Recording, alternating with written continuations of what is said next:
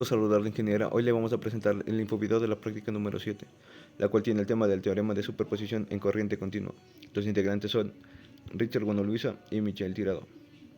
Los objetivos de la práctica es verificar experimentalmente que en la red lineal y bilateral de corriente 1, en cualquier rama o diferencia de potencial B, entre dos puntos cualesquiera, debido a la acción simultánea de las distintas FM distribuidas por la red, es la suma de las intensidades componentes o de las tensiones componentes que participan en la red, es decir, se verifica el teorema de superposición. Desarrollado en la práctica es con dos fuentes de voltaje, el voltaje 1 con 4 voltios y el voltaje 2 con 5 voltios.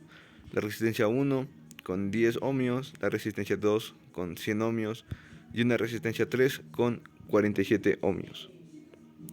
Para que sea superposición deberemos apagar una de las fuentes, primero la fuente de 4 voltios y luego la fuente de 5 voltios. Para la figura 2 tenemos un voltaje 1 de 0.87, un voltaje 2 de menos 2.88 y un voltaje 3 de 2.85.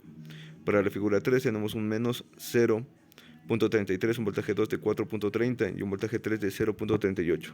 Factor de error. Para la tabla 1 tenemos unos valores teóricos del voltaje 1 del 0.57, del voltaje 2 del 1.6 y del voltaje 3 de 3.42 y del real de un voltaje 1 de 0.54, de un voltaje 2 de 1.63 y un voltaje 3 de 3.31, con un porcentaje de error del voltaje 1 del 5.26%, del voltaje 2 del 1.87% y del voltaje 3 del 3.21%.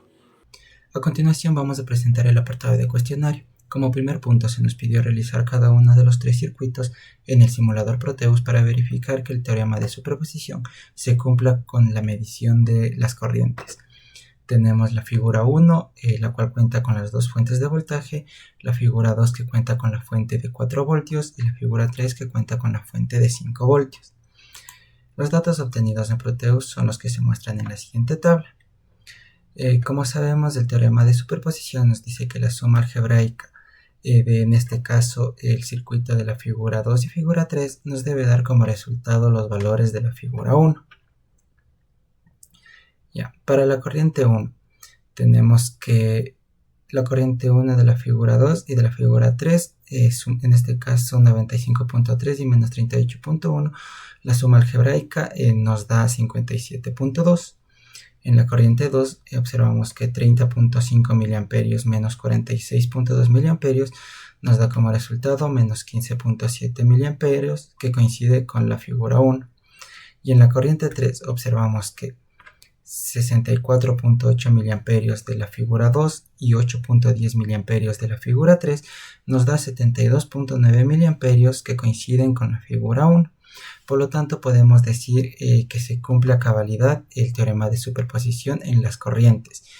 Esto sin tener un margen de error, ya que como sabemos el simulador Proteus simula circuitos de manera ideal, es decir que no tenemos caídas de tensión ni variaciones. A continuación les presento las aplicaciones del teorema de superposición. Tenemos varias, y entre ellas están el análisis de fallos en redes eléctricas, que se puede simular qué pasaría si una fuente deja de funcionar y cómo se redistribuye la energía activando solo una fuente a la vez. En los sistemas eléctricos de vehículos, sabemos que los autos modernos tienen múltiples fuentes, como es la batería y el alternador, y el teorema nos ayuda a entender cómo cada una afecta a los distintos componentes. Dispositivos médicos electrónicos. En monitores cardíacos o respiradores donde hay varias señales, se aplica el teorema para analizar cómo cada señal contribuye a la respuesta final del sistema. Y podemos encontrar muchas otras aplicaciones en el campo de la electrónica y de la electricidad. Conclusiones. Se comprobó experimentalmente el teorema de superposición, observando que los voltajes y corrientes en un circuito lineal se obtienen sumando los efectos individuales de cada fuente. El uso de simulaciones en Proteus facilitó la visualización y comprensión del teorema de superposición y los valores en un circuito ideal. Recomendaciones. Verificar siempre las conexiones como continuidad antes de activar las fuentes para evitar errores en las mediciones. Conectar de manera correcta los instrumentos de medida como el voltímetro y el amperímetro para evitar daños a estos y obtener mediciones correctas. Por último, se presenta la hoja de anexos